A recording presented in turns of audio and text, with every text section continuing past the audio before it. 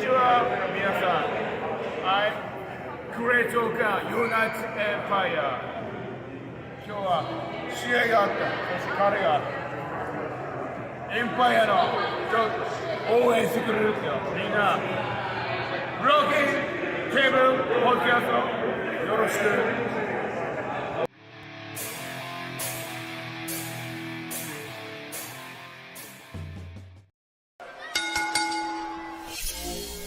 What's going on, everybody? Welcome to the Broken Tables podcast. I am your host, Jeffrey Vegas. Oh, man, your thing's not working. Give me one sec. I am your host, Jeffrey Vegas, here with my co-host, Rome. I will have his video fixed here in 1 second. This is episode number... Have my video working? It was working right before we started, and I don't know what happened. Look, there Jeff. it is. There it is. It is now correctly working. Look, go ahead, finish the intro first. So I am here with my co-host, Rome, your Broken Predictions champion. How are you doing tonight, Rome? So here's the thing, right? I fired Forrest last week, Jeff. We have a great thing going here.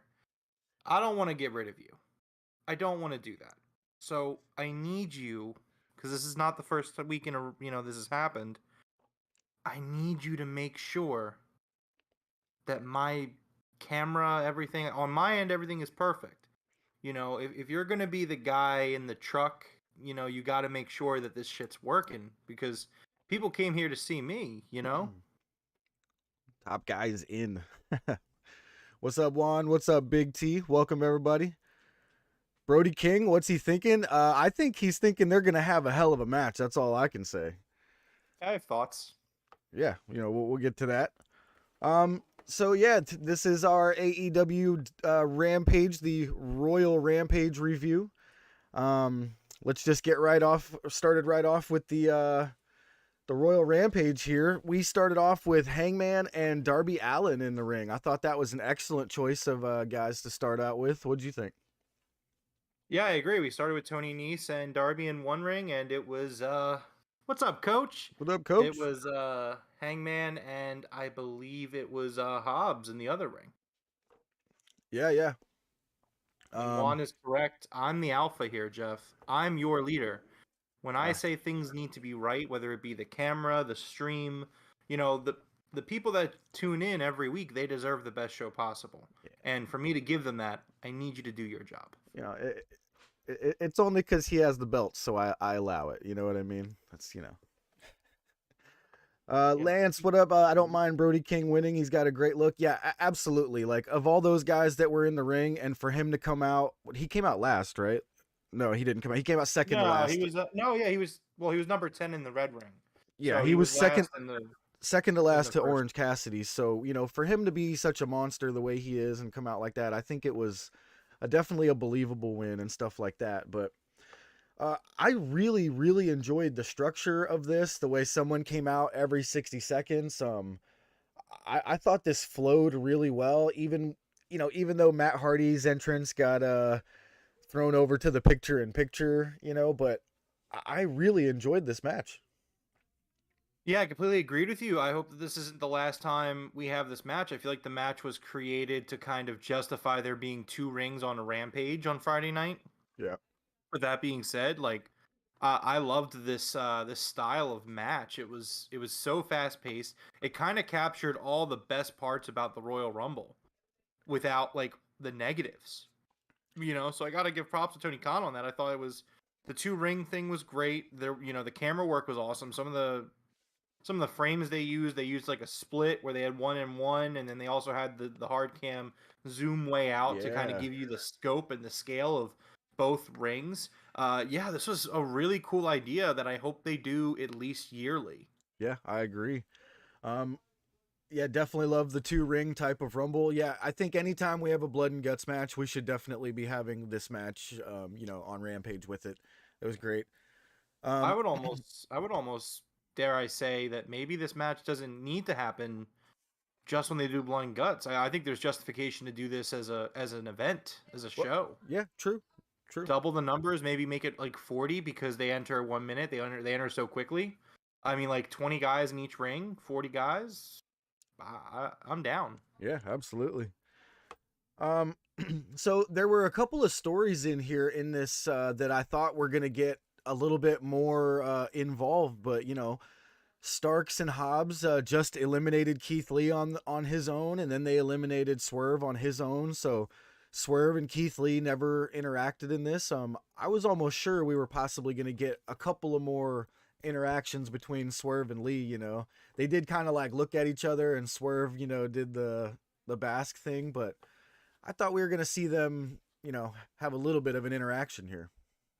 I thought that what they did was actually perfect. On the contrary, I think that having them in separate rings and it was kind of metaphorical of where they are as a tag team. Like they were both there, Yeah. but they were separated, and like they were both in different rings, which I would assume that the rules of this match is that you can't go from ring to ring. I mean, we never at any point did we see that happen. Yeah, nobody So did. I don't know. I actually thought that was perfect. I thought it made sense for Keith Lee to get eliminated while fighting Starks and Hobbs, and meanwhile you see Swerve kind of still teasing this heel turn where he's trying to team up with Darby and Cassidy, and then as soon as that happens, he turns on Cassidy and throws him out, which got heel heat with me. I was like, fuck you, man. I wanted to see Orange Cassidy and Jon Moxley. Yeah, and Cassidy didn't get much in here at all. He was in and out, I would argue that was because he was pulling double duty tonight, so they just kind of wanted to have a star finish up the match. Because keep in mind, this was taped on Wednesday, and he had just had like a great match with Ethan Page like an hour and a half, 2 hours earlier. So yeah.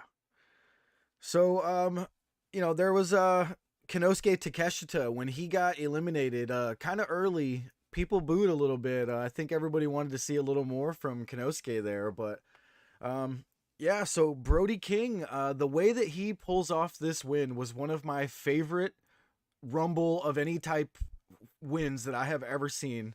If you didn't get to see it, Brody King gets Darby Allin in a rear naked choke on the outside of the ring on the apron, and he begins choking him with his feet off the ground and hangs him over the side until he's unconscious, and then just drops him. That was one of my favorite eliminations ever, especially final elimination of, one of these Rumble type. It was great. Yeah, I definitely agree with you, and I kind of want to comment on that too, but I wanted to comment first on Big T in the chat saying that he wonders why the 40-man Royal Rumble never took off. I agree it was a cool concept, but I can tell you why it never took off. It never took off because WWE couldn't fill a Rumble with 30 guys who mattered, let alone 40. Like, that's why they never did it. They did it because they were trying to up the ante for these Saudi blood money shows, and that's why they squandered the last matches of The Undertaker's career, of Kane's career, although fuck Kane now, Triple H's career, Shawn Michaels' career, all these guys' these legends' careers went out in whimpers because of these Saudi shows. Yeah. So they, the Royal Rumble, they were like, oh, it's up at the 40. It'll be bigger, better, and bolder. And what did they do? They couldn't staff it with their guys. And even when you add surprises in there, like they just couldn't do it. Whereas AEW could. Like this was a type of match where you just see the depth of the roster so clearly, because keep in mind, we're down so many people as it is. Like, AEW is down so many people, and then they had a fucking battle royal. Yeah. like, that's all you need to know about the depth of this roster. Absolutely. It's crazy. While you're on the E there, I got to show you guys the greatest action figure I've ever found here real fast. You'll get to see it in a few seconds there, Rome. So, okay. This thing is tiny, it fits in my hand, and it is Brock Lesnar. And I got to get this thing close because you guys got to see how bad this is. This might be the worst thing I have ever seen created. Jesus. I had to buy it just because it was only $1. It was at the dollar store. It's hilarious. That thing looks exactly like I would expect the product put out by the Fed to look. I mean, if you painted it green, it would look like Frankenstein, no problem. Like, sell it at Halloween. I think it probably was originally Frankenstein, to be honest. All right, so I think some people had raised some eyebrows with Brody King being the one to win here, but I actually really, really like this choice because I think this may start a storyline between the Blackpool Combat Club and the House of Black, and I am fucking all in for that one. Yeah, I 100% agree with you. I think that, well, first of all, I do think that the Brody elimination of Darby Allin was extremely cool. And it was funny because I was sitting there, I expected Darby to win, and I was going to write down in my notes, and this isn't a problem with just AEW, this is a wrestling problem in general. I feel like in these battle royales, they always have the little guy overcome the odds and beat the big guy. Mm-hmm. And I'm like, sometimes you need to have the big guy win this match, so that way when the little guy does do that, it makes it more meaningful. Yes. And so if originally I was like, oh, Darby's going to win. They're going to do Darby versus Mox, and it's going to be a great match. But man, wouldn't it be cool if Brody King wins this? And he fucking wins it. And I was so hyped for him because he's awesome. And the fact that they let this man, he eliminated Adam Page and Darby Allin back to back. Like, it's such good booking because, again, this is something that WWE doesn't have the balls to do. They don't let guys become credible by we were talking about it when Kyle O'Reilly won the Battle Royale a few weeks ago to face Mox, right?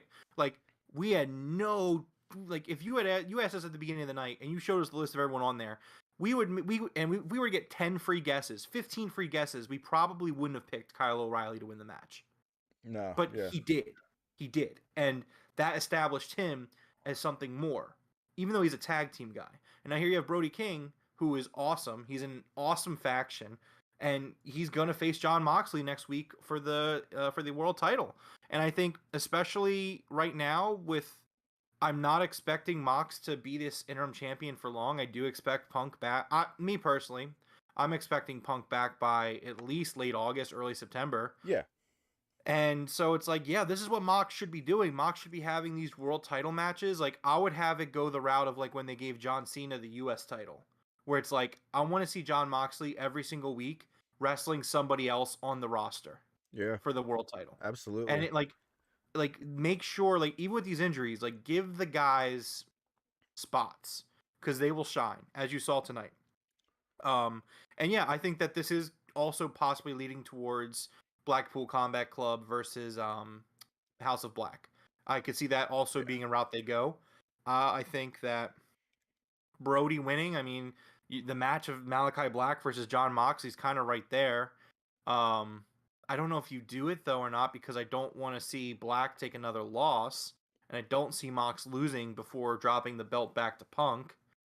So, I don't know, but this could be a really cool summer feud here. If we could do that, that would be great. And I agree with Big T. Blackpool Combat Club versus House of Blackpool. House of Blackpool could fill the rest of July and the beginning of August. Yeah, that's what I'm saying. I mean, we have the build to All Out. It isn't starting yet, but we kind of need to get pieces into place so we can start figuring that show out. Yeah, absolutely. And that's a good 2 months worth of story right there, man. They got plenty of members in the Blackpool Combat Club to kind of rotate through. So, Big T, I was kind of gonna like save it till the end of the show, but I don't know if anyone realized, but I'm really trying to will something into existence. I am currently wearing one of the last few WWE shirts that I own today, in hopes that Wednesday is a good day for the Fireflies, let's say. This is my only Bray Wyatt figure. Actually, no, I have two of them, but this is my like prized one. So I'll tell you this. It's kind of a fun fact about me. I used to own a lot more WWE shirts, and I've either gotten rid of them or I use them as like trash shirts, like undershirts, like say you're painting a house or something, like just shirts that I don't give a fuck about. A lot of those shirts like are like that now. But there are three wrestlers shirts from WWE that I keep in my rotation to this day. CM Punk, Bryan Danielson. I could have used his Fed name, I guess. And Bray Wyatt. And those are the three guys who I supported no matter what that company told me.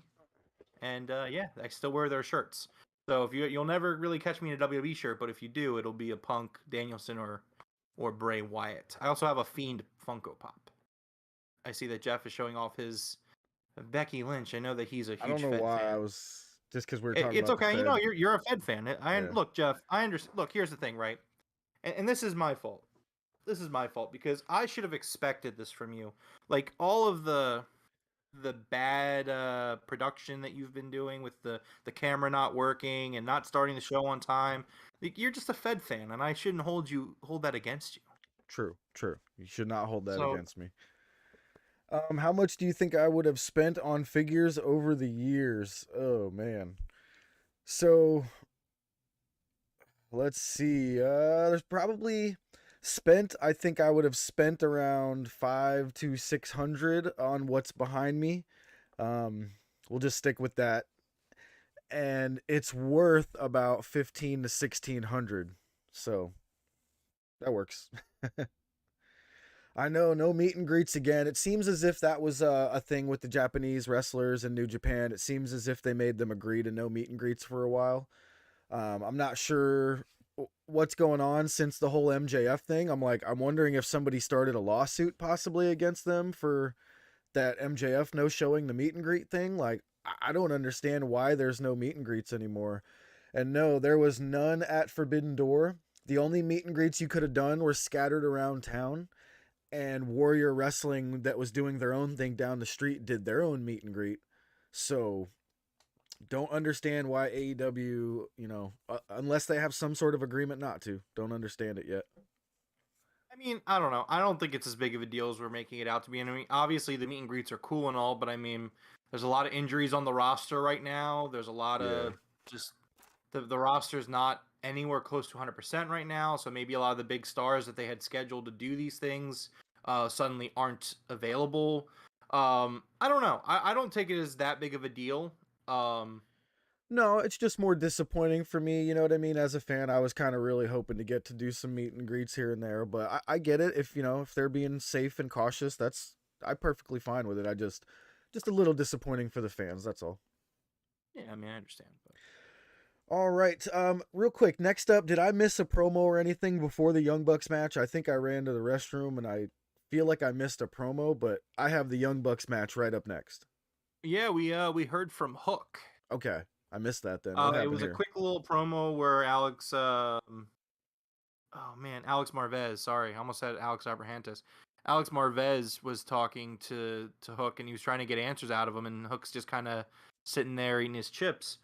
And so Marvez says something to the effect of, like, I've realized you don't talk much, or something like that. Yeah. And so at that point, Hook gets mad, pushes Marvez down. I should have wrote the line down, but it was a really intellectual line. It was something along the lines of all tangible or all things of importance aren't visible, or something like that. If anyone has a direct quote, please drop it in chat for me. I didn't get to write it down because I was eating while I was writing this down. But yeah, it was a really cool promo, and then Hook kind of walks away at that point. I thought it was minimalist, but it really fits Hook. And I thought it was excellent. Like does Ring of Honor have like a young champion type thing? Is there like a light heavyweight champion or anything like that? No, they have the world champion, the television champion, and the pure championship. Okay. All right. Well, next up after that was the Young Bucks versus Bushimon, which is Goto and Yoshihashi. I thought this was a really good match. The Young Bucks rarely put on a bad match. Of course, everybody knows that. I don't know if I was expecting more, but because it's the Young Bucks, I guess I was wanting a little bit more. But it was a good match for Rampage. I think it did what it needed to do here in the middle of the show. But I'm always expecting to be like blown away in these Young Bucks matches. I would agree with you. I mean, I thought it was a really good match. I didn't think it was a great match, but I also didn't think it was a good match. I thought it was kind of above good. Yeah. Excuse me, for me. I think that this was just, they had time constraints. It was Rampage, so they didn't get to go as long as they would have liked. Yeah. I thought that this was just a good middle of Rampage show. I think I was really surprised. Not surprised by how long it was, but really overall surprised that they did a battle royale on Rampage, because this thing lasted like 30 minutes, and the fact that they fit 2 matches and like 3 promos into 30 minutes of TV, it's impressive. It's definitely admirable. Yeah, that's what I love about Rampage, man. They stuff a lot of, it's jam packed every week. I love it. Yeah, I do too. Part of me really wishes though that we could get a live show on Friday nights. I do just think that I understand why they tape Rampage, but I mean, so I was on Twitter during the show, and I definitely saw some critiques of the show, and I was kind of surprised because I still thought that this was a pretty damn good Rampage, all things considered. And people are just like, it's not. People I was reading, they were saying it's not worth tuning in. Sometimes you just kind of like feel like everything is like a level below Dynamite, and I understand the critique of it. I think it's a problem with having a tape show is you don't want to do a lot of crazy stuff because you don't want it to leak before the show happens. Did they not have their titles? I didn't even notice that. Did they not carry their belts to the ring? Now that Juan's mentioning it, I don't think they did. Why? I could be wrong. That's really odd. I didn't even notice. That's weird. Yeah, I'll take his word for that. Huh, yeah. So I actually really enjoyed the finish of this. We got the Meltzer driver after Nick bounced off of the ropes, going from one ring to the other, did a big super splash onto, I believe it was Yoshi, and then came back and did another double bounce and did the Meltzer driver to finish this off. That was a really, really nice finisher by Nick, man. Nick's incredible. I love Nick. Yeah, I mean, it was definitely a really cool finish. I definitely agree with you. I thought that the double ring Meltzer driver was really awesome. It was definitely a great way to end this match. All right, so one thing, I think they made this one of those non-title contender type matches just to make it a little bit believable that they may actually lose the match. But I never for 1 second thought the Bucks were gonna lose this, not even with being a non-title. Oh yeah, no, not at all. I mean, again, this was kind of just a wrestling match to put on Rampage. And again, it's just kind of the unfortunate thing that Rampage does in the sense that it's they just Tony Khan doesn't put a lot of story crazy things on this show. This show is the wrestling show. Like they'll put some promos that they pre-tape because they don't have to show that to the live audience. But I mean, other than that, that's kind of just that's what Rampage mostly is. It's more of the wrestling show. It's like here's some matches that you don't normally see. Yeah. And sometimes they're story related, but a lot of times they're not. And this was one of those matches where it's just, hey, we have an opportunity to put a team from New Japan against the Young Bucks. We're going to put it on Rampage because there's no story to it. So we'll put it on Rampage. And Juan's asking who's better, Matt or Nick? So for me on this one, Matt is the absolute better showman. Nick is the better in-ring performer. So like if we're talking about, the showman, the getting on the mic and doing the crazy like flips in the middle of the ring like he was doing at Forbidden Door, if you got to see that, like Matt all day. But to blow me away in the ring with some crazy moves and something awesome, that's where I go Nick. I actually 100% agree with you on this one as well. We're our opinions are aligning a lot tonight. Nice. I think that Matt is definitely the better. He's the better showman. He's better on the mic. He's got a better presentation in my mind, in my opinion. But then, if you ask me, okay, we need one of the Bucks to go out and do a singles match, who Nick is the guy you put out there. Juan saying, who would you rather have? I would probably lean more towards Matt. Yeah. That's just my opinion. I think that, obviously being a great wrestler in the ring is extremely important about the match quality. But at the end of the day, if your character isn't as good, if your character isn't as memorable, if the showmanship isn't good, if the promos aren't good, you're kind of just going to be Dante Martin. That's kind of funny. We both agree on this again here. Like if they were going to both go singles route and we are going to keep one in AEW, I'm going Matt, Yeah. And again, this is not meant to be a hit piece on Dante Martin or a shit take on Dante Martin. It's just the truth. This guy is a fucking insane pro wrestler in the ring, bell to bell. But then he gets on the mic and you're just kind of like, just deflates. You just get deflated by him. Like you watch, like the worst thing you can do is if you don't know Dante Martin, the worst thing you can do is watch a Dante Martin match and then hear a promo from Dante Martin because you're like, oh my god, this guy's incredible. Whoa, look at him going all over the place and the spins and the flips and the kicks and the everything. This guy is crazy. And then he gets in the ring. He's like, hey guys. Yeah. I'm Dante Martin. Just like, no. They gave him Matt Sydal as his mouthpiece, and I'm like, that dude's not the best on the mic either. Like, is Dante like Ricochet? I think he is way worse than Ricochet. I was gonna say I think Ricochet's a little bit better on the mic. I mean, I haven't heard much of his work because I don't watch the Fed, but what I have heard, apart from the fact that the guy's clearly a company shill and just loves laying down for that company, I mean, Ricochet has one of my favorite moments in wrestling history when he does a front flip out of the ring, lands on his feet in front of Velveteen Dream, and was just like, "Show me." That was so good. Yeah. All right, so let's go on here to the. We had a promo coming up next. This was Jonathan Gresham cutting a promo basically on Bryan Danielson and Claudio, basically saying, they're claiming to be the best technical wrestlers in the world, but he's got the Ring of Honor championship, showing that, he thinks he's the best technical wrestler in the world. So I like this. I actually really like this promo. It made me interested to see some Jonathan Gresham stuff. I used to not be like quite into him as much, but I really like that promo. Yeah, I thought it was a really good promo. It also sets up for a trios match next week on Rampage. Oh no, I'm sorry, not trios, a tag team match next week on Rampage. Against yeah, those are Tully really Tully Blanchard Enterprises, those two monsters he's got. I forget their name. They have a name. It's Gates of Agony. Yes, the Gates of Agony. There it is. Yeah, Yeah, they are going to team up next week. Pretty much looks like you're going to be, walking through the Gates of Agony if you face those two guys, man. They look worse than the Authors of Pain. I'm not sure if you remember those guys from NXT or Raw. Yep. Yeah, they have their own wrestling organization now, I believe, over in Europe. That's gonna be interesting. I think from what I've heard, I think there's actually a lot of controversy surrounding it about like whether they could pay all these talent that they booked or something like that.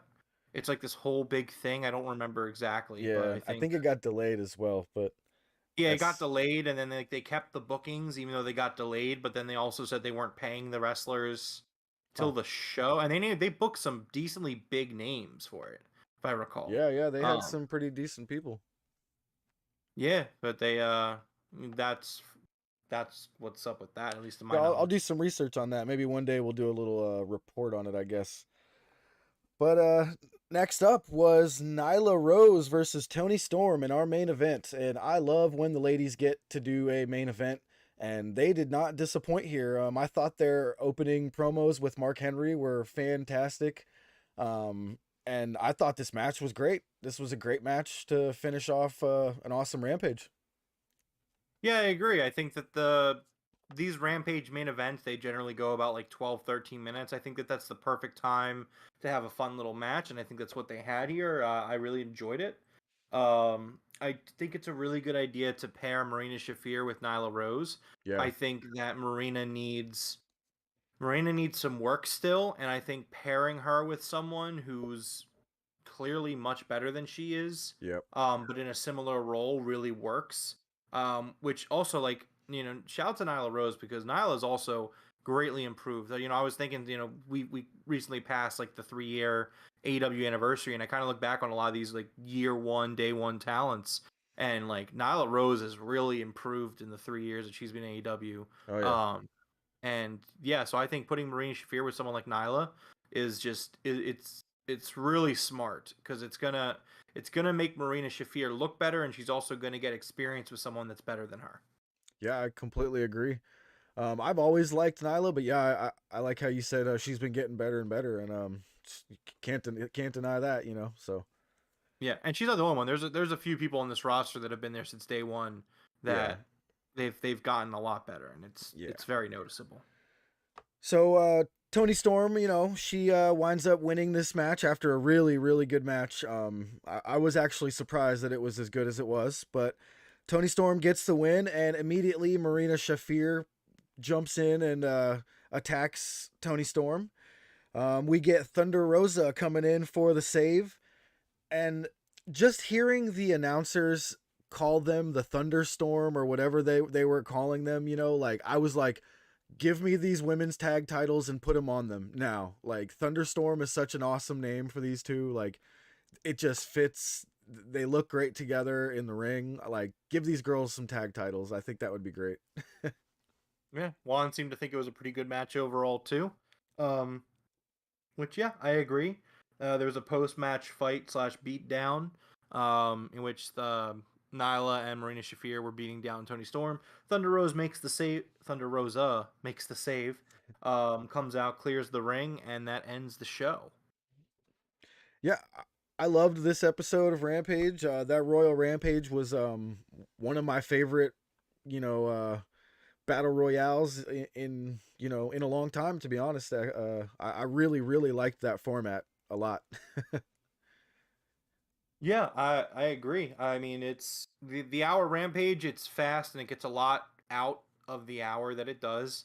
Again, though, I mean I do wish they would go live. I mean, that's going to be a common critique of the show, and So it would be nice. that's actually something I wanted to talk about real quick. So, Yeah, do let's do you it. actually notice when it's not live, or do you know that when it's not live, they don't book anything crazy because we know that we're gonna get it spoiled on Twitter?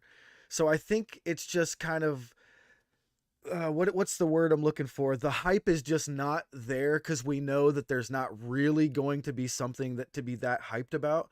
Because I've actually watched a live episode and I watched the taped episodes, and I don't see much of a difference besides the fact that the hype level's not there because I don't truly believe anything crazy is going to happen. So here are the differences in Rampage and Dynamite for me. And chat, feel free to chime in and give your thoughts on we'll discuss what you guys think as well. I think that the big difference is, number one, the crowd is usually dead for Rampages, and I think there's two reasons for that. One is the reason you said, the reason that I think the fans come to expect what Rampage is, and they're not going to get a lot of crazy stuff in terms of new stories, story progression, uh, big matches. I mean, you get some big matches, a few titles change hands here and there on Rampage, but not often. And it's just, and then the other reason is they end these Dynamite shows usually with a huge main event, an awesome main event that everyone wants to see. Everyone gets all worked up, and then they get tired, and they get blown out because the structure of Dynamite is set to make those fans so excited for those 2 hours. There's no time to breathe, Yeah. and so then we've been there we've been to 3 Dynamites, and what do? They literally sweep the ring, change the aprons, and then they start Rampage. Yep. That's what they do. We're It's talking quick. like 5 minutes, not if that. And It's there's just actually no impressive. Yeah, it's super impressive. Like, they have the whole crew out there working hard. And meanwhile, Tony Khan comes out to address the crowd while everyone's working, and it's a really impressive process, like you said. But the fans get tired, and it's not like a pay-per-view. Like, when you go into a pay-per-view, you're expecting, like, okay, this is going to be a 4-hour show plus a pre-show. Like, you're expecting like 5 hours of wrestling, and you go into it, you're more prepared. When you go to a Dynamite live, you're used to sitting at home watching Dynamite for 2 hours and then that's it. Whereas, like, you're there and you're like, oh my God, this is actually a 4-hour show because they do Elevation, and then they do Dynamite, and then they do Rampage.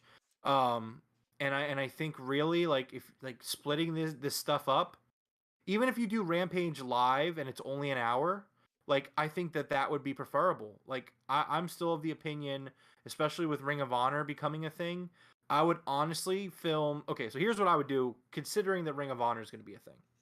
I would have Dynamite taped with Elevation or Dark, and then you would have Rampage. You mean live, right?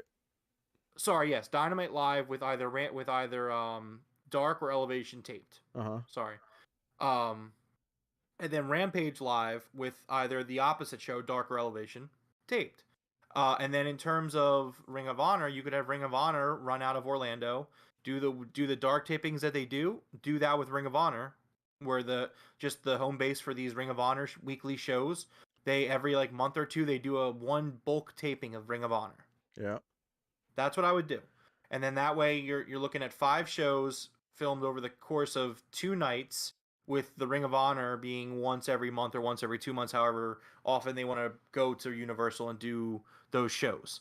And I think that would be the best way to do it. I think that it would make sense. And the AEW roster is so deep, you could have guys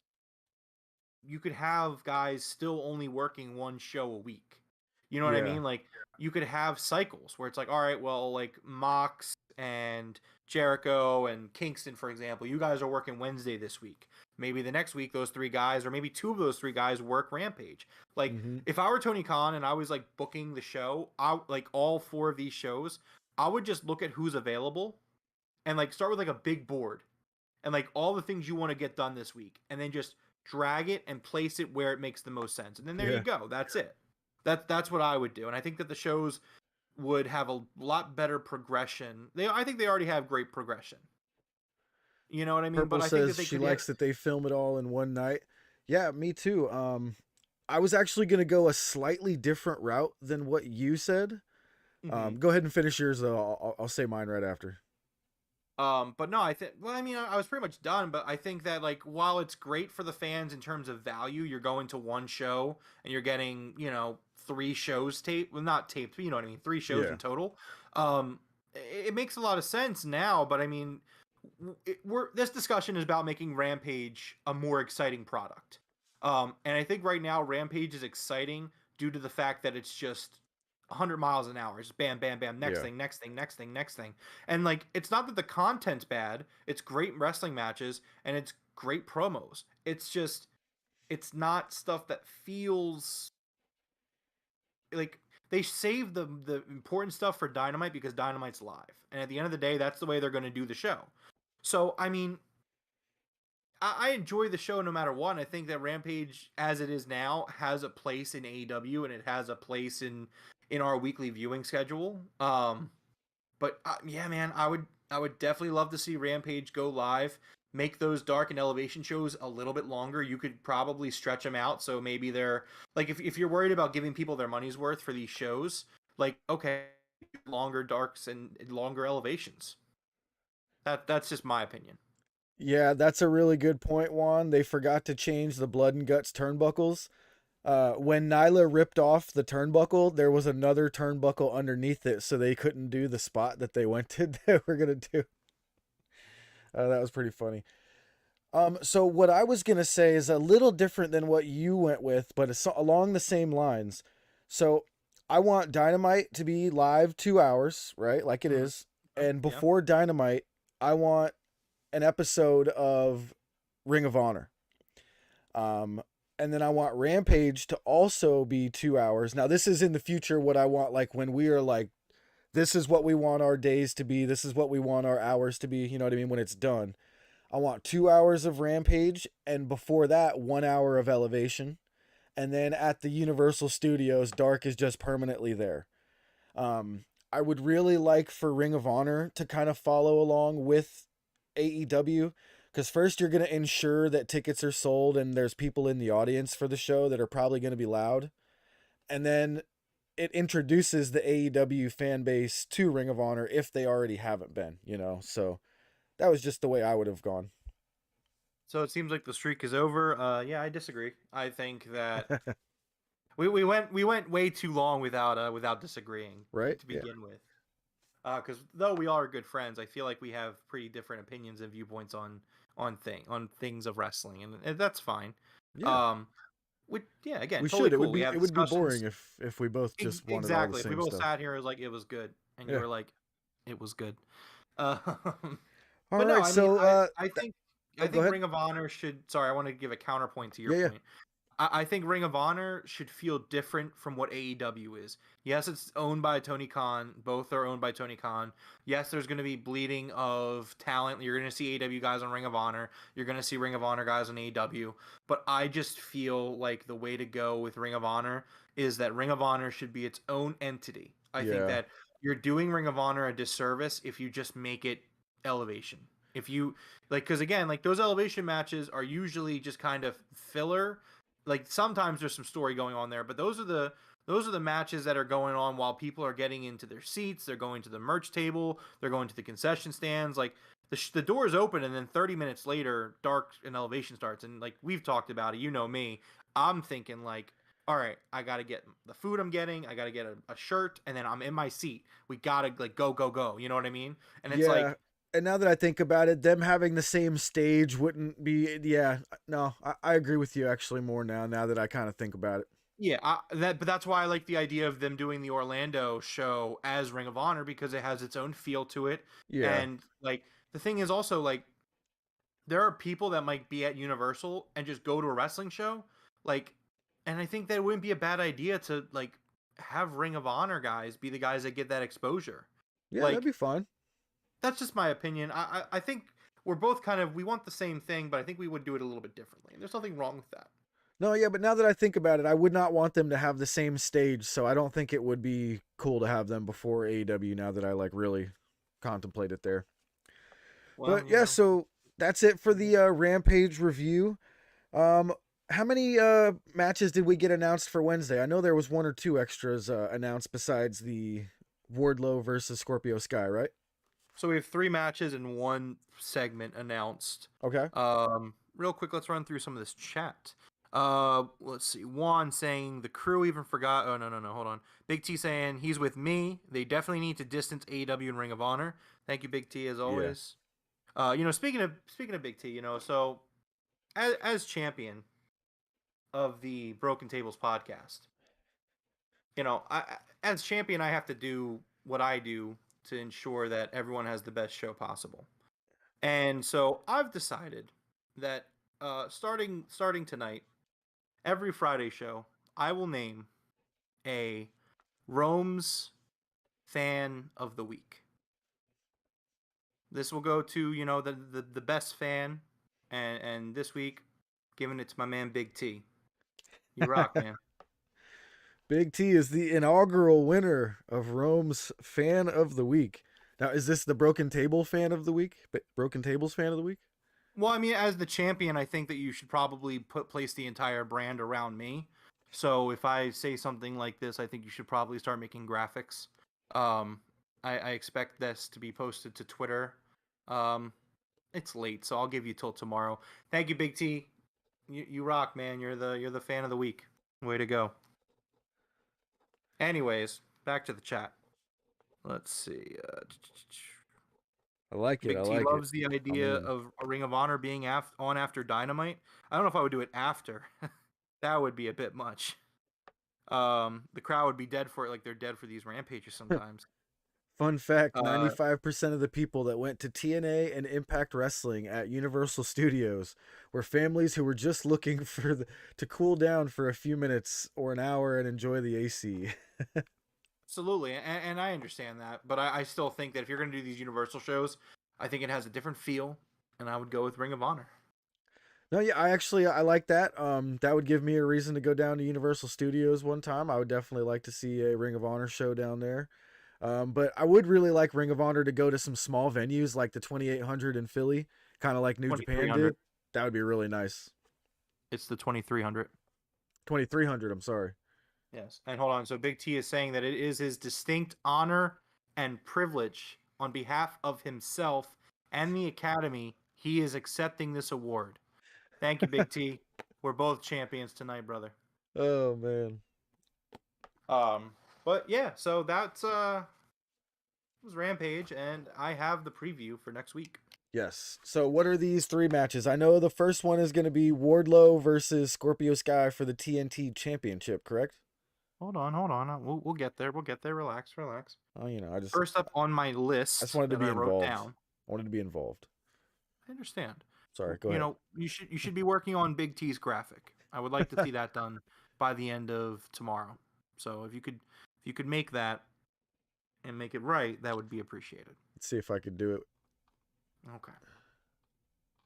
AEW Interim World Heavyweight Championship. Jon Moxley defending against Brody King. I'm excited. Juan asking, where's the recording from Big T introducing me as champion? I think Big T might still be working on it. Big T, please get on that, though. I could really use that. Get it to Jeff as soon as possible. DM the podcast on Twitter once you have it, and we can figure that out so Jeff can start using the audio cue. And I'll tell you this, he'll win Fan of the Week if he sends it in for next week, too. Anyways, yeah, I think Moxley and Brody King's going to be an excellent match. I think this is going to be a lot of fun. This is a fun matchup that we should see more of. Yeah, I can't wait for that match. I'm a huge Brody Lee fan, or Brody King fan. I knew I was going to say Brody Lee. I knew I was going to say it. I'm a huge fan of Brody King. We got to see him in Philly at that 2300 arena as well. He's freaking huge, man. Yeah. Next up, we have the TNT title in a street fight. Scorpio Sky defending his title against Wardlow. Yeah, that's another match that I can't wait for. I don't know if we pull the trigger right now because we just gave Scorpio Sky that Laker colored belt. Like, do we pull the trigger or do we do some shenanigans? You know what I mean? Does Wardlow have to work for it a little bit more? That's a tough one to call. It really is. So I think that the fact that this is a street fight is making me lean towards the fact that they're going to do some sort of ending here, some sort of BS ending. Not a BS in a way that there isn't going to be a winner, but it's going to be an ending in a sense that I think Wardlow is going to get screwed here. I agree with you. I mean, I don't know. I don't think Tony Khan necessarily books himself into a corner very often, but I think this is definitely one of those times where I don't know really necessarily what the better thing to do is here. I mean, I guess if I had to pick, I would give Wardlow winning here. Yeah. But at the same time, you're really doing a disservice to Scorpio Sky, who's an extremely talented wrestler and a great talker.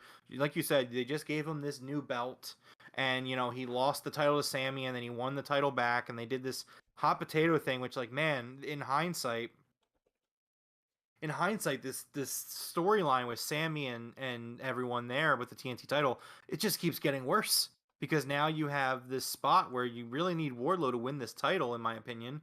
I think he's so over. Like, you got to strike in wrestling. Sometimes, in most times, you got to strike while the iron's hot.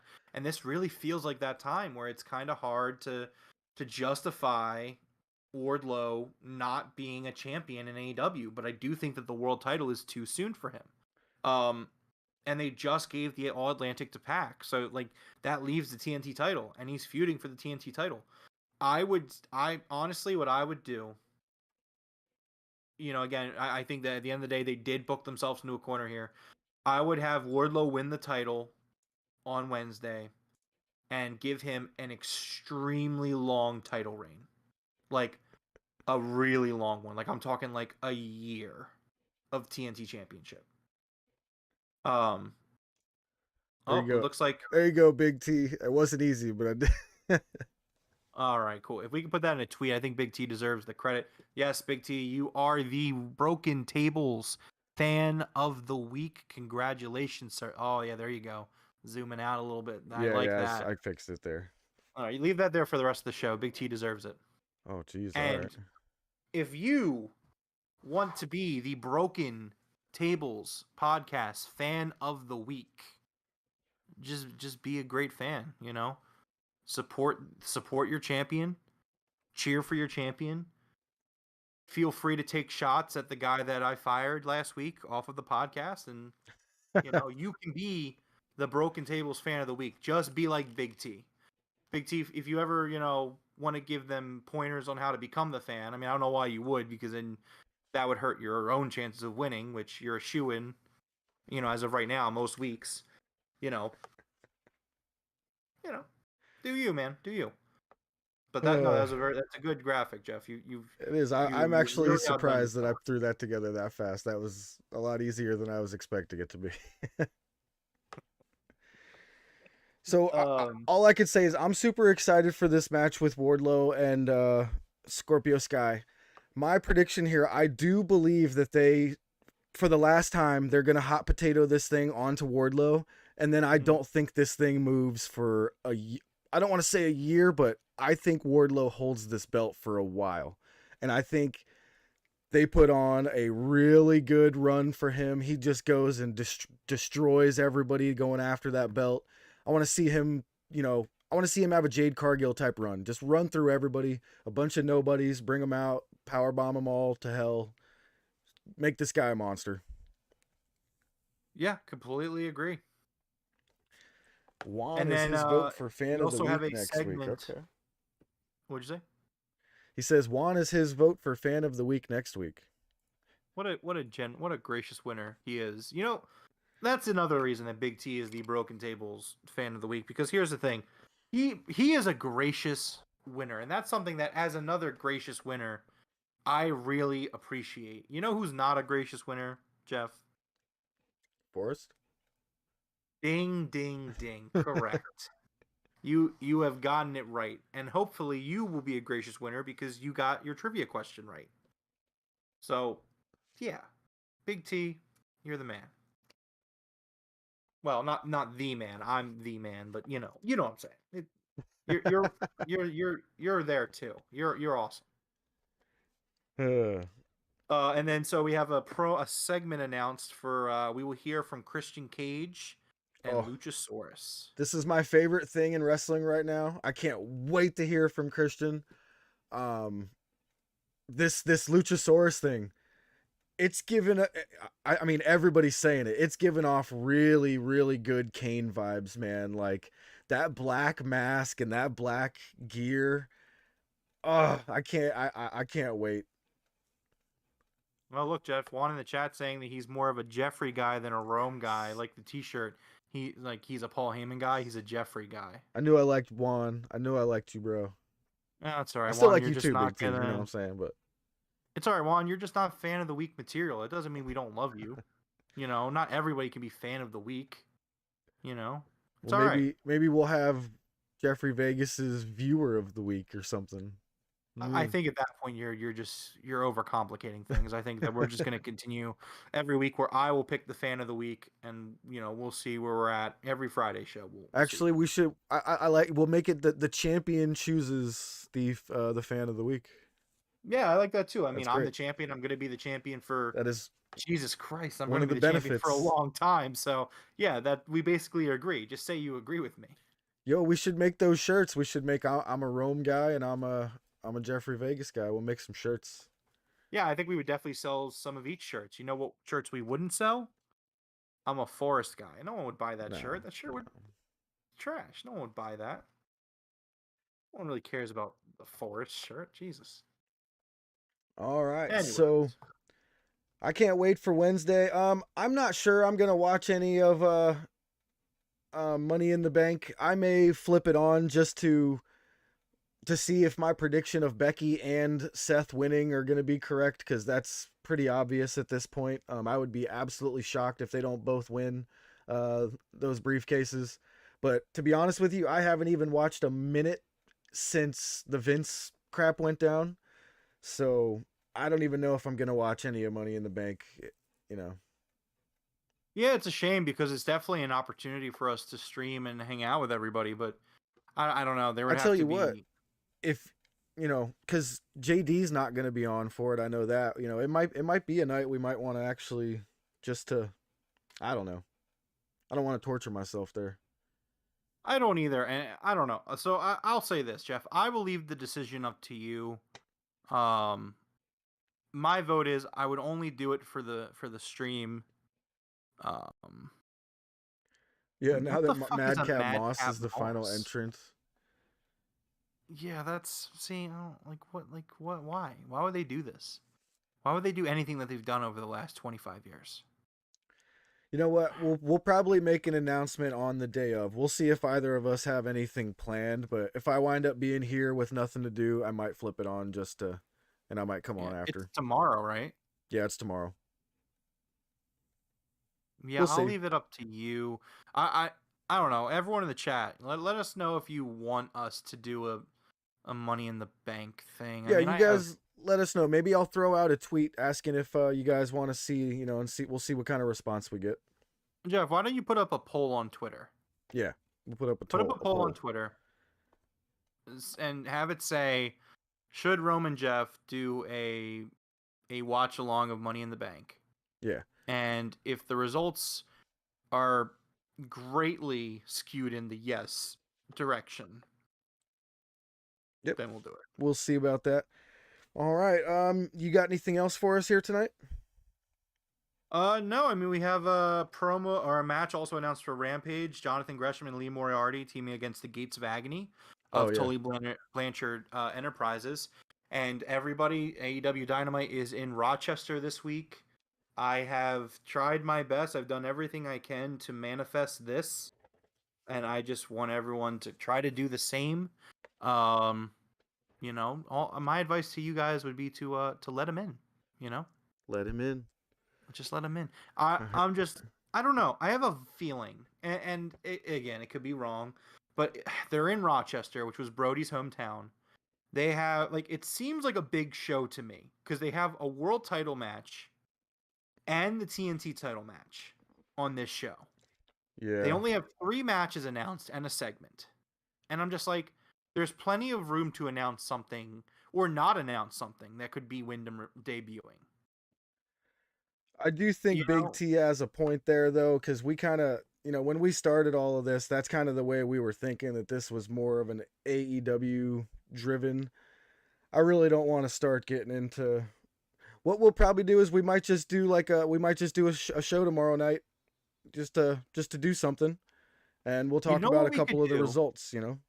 Here's an idea. What if we do a stream tomorrow? What if we finally do that AEW tier list? Yes, the tier list. We could do it while Money in the Bank is going on. Absolutely. And if the chat wants to tell us things that happen, we'll react to it via chat.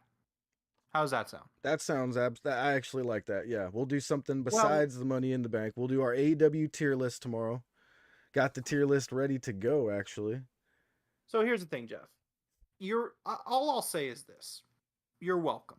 Because as champion, it's my job to make sure that the podcast and the channel is the best that it can be, that we're giving the fans, our beautiful viewers, the content they deserve.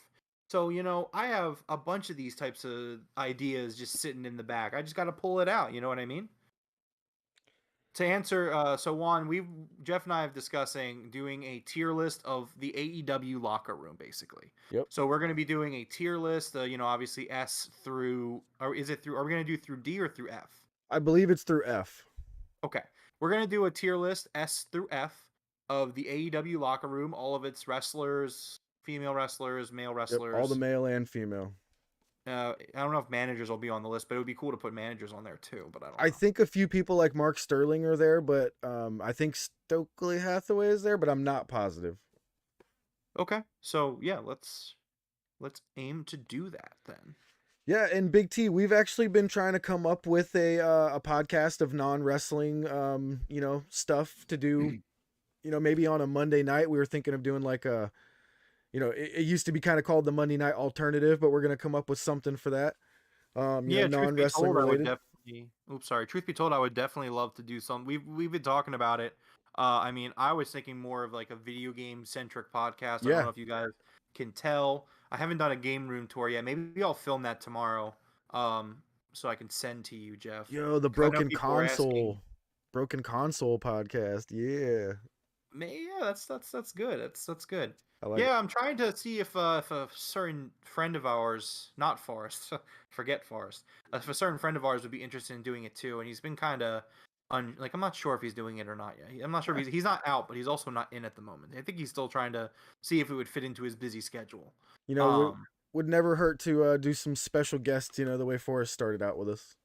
Yeah. See, and also, okay, so this is why Juan will not be winning Fan of the Week next week.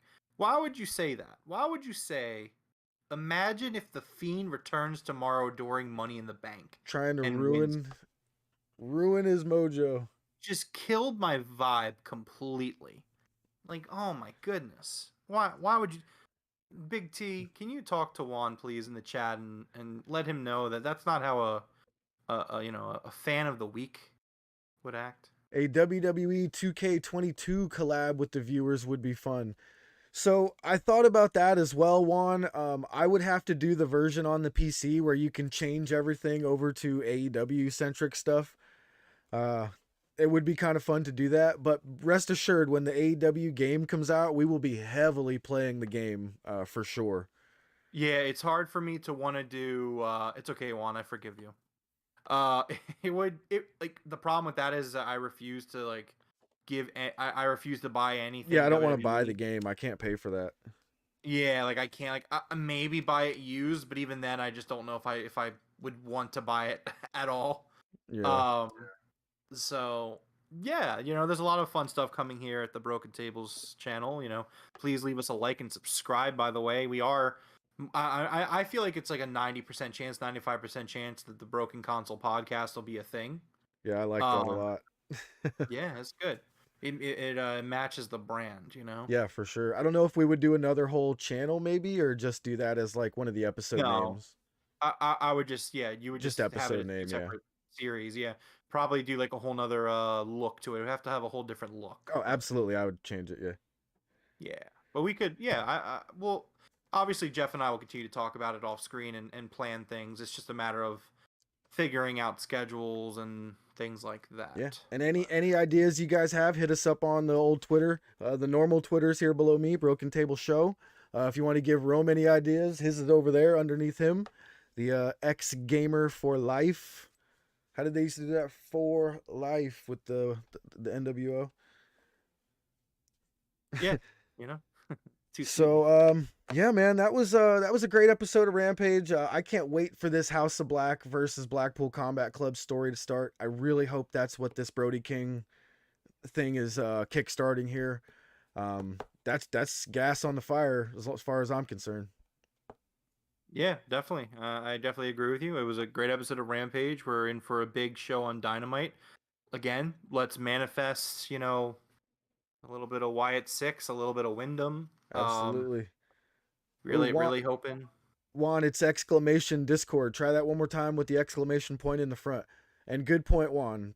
You guys can throw all the suggestions for us in there too as well. Yep. Yeah, I agree with the coach. That's what we would do. It's the same channel. You know, you would come here for our wrestling content. You would also come here for, you know, the video game content and stuff like that as well. Absolutely. And I do believe I just discovered a way to play AEW General Manager that I forget what it's called. Elite GM, I think it is. I believe I just discovered how to play that on the PC. I'm going to confirm tomorrow, and if it works, I'm probably going to do that. So that'll be cool. Okay. Yeah, I mean, it definitely sounds like a good plan. Yeah. All right, man. I think that's it for tonight. Go ahead and close this out. All right. Well, this has been episode 51 of the Broken Tables podcast. If you enjoyed this episode, please consider giving us a like and subscribe, or a follow depending on where you find us. Thank you for listening to us on YouTube, Spotify, Amazon Music, Google Podcasts, and Anchor. Thank you to everyone that showed up in the chat tonight. Big T, Juan, the coach, you know, everyone else that I missed. Purple, everybody. Thank you all. We love you guys. You can follow us on Twitter at Broken Table Show, or on Facebook and Instagram at the Broken Tables Podcast. You can follow me at Gamer for Life with X's before and after, and it's in elite. So, you know, sorry, that was I made an Xbox gamer tag back in 2006, and man, it just really stuck with me. So it's on the screen below me. Feel free to follow me there. We'd love to chit chat with you guys on Twitter. You know, we go live on YouTube following every single AEW, Dynamite, Rampage, and even pay-per-views. We will be doing a stream tomorrow at 8 p.m. Correct, Jeff? That's when Hell in a Cell or not Hell in a Cell, sorry. Money in the Bank would be on? Yeah, somewhere around there. Yeah, so we'll figure it out. When Money in the Bank goes live, we will go live with our own show. We will be ranking all of the AEW talent, or the AEW locker room, in a S through F tier base. We would love if you guys would come out, hang out with us, give us your thoughts, disagree with Jeff's picks, agree with my picks, obviously. But, you know, appreciate everyone hanging out with us tonight. We hope to see you again. But until next time, see you later. Right on. Top guys out.